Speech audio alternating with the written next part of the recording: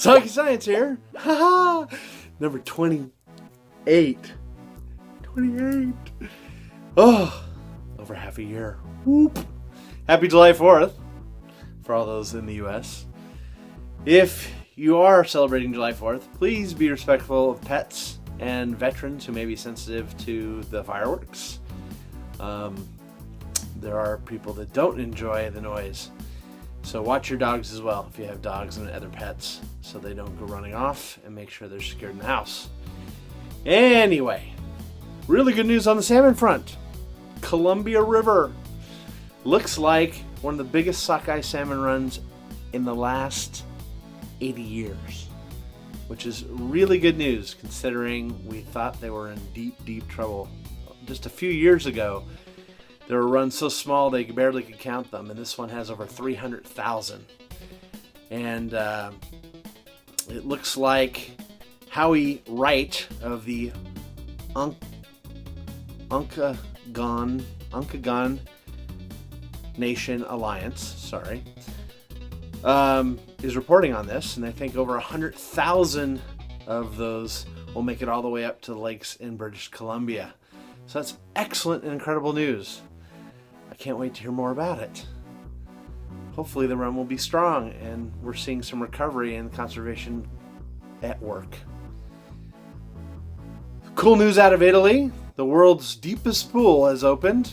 Good friends of Soggy Science, Ilaria Molinari and Umberto Pellizzari of freediving fame helped open it. Ilaria did some mermaiding and Umberto freedived to the bottom. It's 40 feet deep. It's called Y40 Deep Joy, and it's in Italy.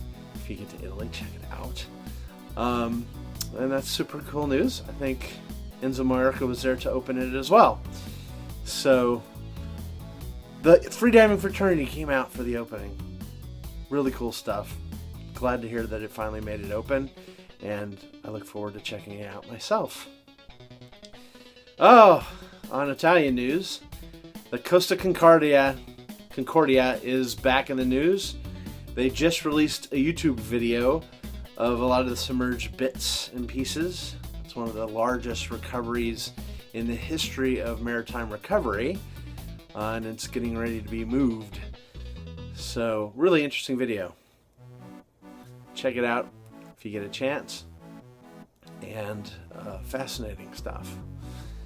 Just glad that it's going to be able to be moved safely. There was some issues early on in the recovery process. In the UK, the HMS Queen Elizabeth has been announced, and it's being built for launch in 2020. It's the biggest aircraft carrier they've ever built. It's still going to be over 72,000 tons, which is just massive, and over 900 feet long. I believe 932 feet. And it will hold 36 jets and over 1,000 troops, and apparently can make 500,000 gallons of water a day, and craziness. So, new technologies, state of the art, and the progress of war technology continues. It will have F-35s on it, apparently. Just interesting technology news. Well, out of Scotland, basking sharks are back, as we've been talking about, and some interesting research was announced this week. Turns out over the last 2 years they've been doing some satellite tagging. Beep, beep, beep, beep, beep. Dorsal fins. They've tagged over 40 of them, and they appear to spend the summers off the coast of Scotland in a very small area, and then head to other regions in deep water come fall. So, Dr. Matthew Witt of University of Exeter, is published on this, and it's part of the research going on to look at some of the marine protected areas they're proposing off of Scotland, and really interesting news. And they plan on putting a lot more satellite tags down now, because they're there now. So that's really cool, and it should give us a lot of really neat data, because they don't really know where they move. They have a good understanding of how basking sharks do their business. It's the second biggest fish. They eat plankton. They may be there to mate too as well. So they're seeing some interesting behavior. So we're learning a lot of cool stuff. Check it out if you get a chance. It's really interesting. Mantis shrimp eyes are back in the news. Well, Same thing we talked about before, but the research has been published and is coming out in more details. It's crazy. Those things are amazing. They have this compound eye, and we talked about that it sees more like a satellite in a UV spectrum, and it's really specialized to see UV light. We don't really know why yet. It's crazy. Turns out they have over 16 kinds of photoreceptors. 6 of them dedicated to UV light, at least. And they appear to filter. They use proteins to filter, and some of these proteins only exist in them that we've discovered so far. Michael Bach of the University of Maryland did a lot of this research along with many others, and it's just really cool news. This little amazing, very cool, interesting to look at because they're so darn quick with their arms, has the most interesting, complex eyes we've seen.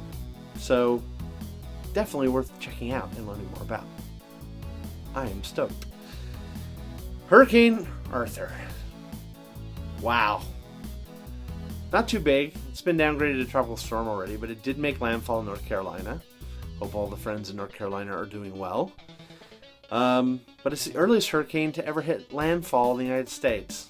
So, interesting. Hurricane season just began at the end of June. So, climate change, probability, who knows? But it is an interesting phenomenon, and we'll see how this season goes. Hopefully, this is the worst of it. Oh, funny news. Out of Brunswick, I believe Canada, Brunswick Keen ran the fastest mile in flippers. Yes, the thing we're supposed to do backwards. He did forward, and he broke the world record. The world record! By more than 2 minutes! He ran 5 minutes and 48 seconds, and his name is Zach Miller. Good on you, Zach. That is some tough work. That's a fast mile in shoes. But to do it in flippers, it's just crazy. It's nuts, I tell you. But congratulations on your Guinness Book of World Records record. It's fascinating. Well, bad news on the Caribbean corals. They've been declining by more than 50% in the last 40 years. But a lot of good news. It's not just due to climate. It's a lot due to fishing and predation and taking out of grazers and key fish like parrotfish. So a new report has come out that states that if we protect parrotfish and other grazers and be careful with other species, they can make a mighty comeback.